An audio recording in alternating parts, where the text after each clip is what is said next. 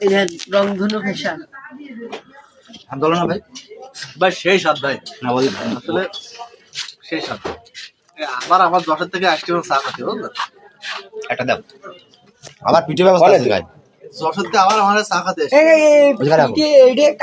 কাকার আমি জন্য কি করতে হবে না একটা দাও আরেকটা দিচ্ছি। আরে বসন্তে খেলা শুরু করেছিস? আমি সেটা জানতে পারি। ব্যাপক স্বাদ। চা খাতে আসলাম বাদ নিয়ে আইছি চা খাওয়াতে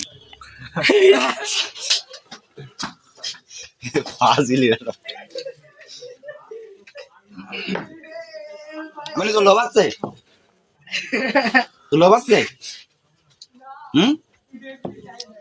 লোভলি কই হ্যাঁ বলি বলো আমাদের সামনের দোকানে বিক্রি হচ্ছে পিঠে আবারটা খালি কও কি খাবা চা খাবা বিড়ি খাবা খাবার আগে তুমি জীবনে সে ভালো ঠান্ডা লেগে গেছে বুঝলেন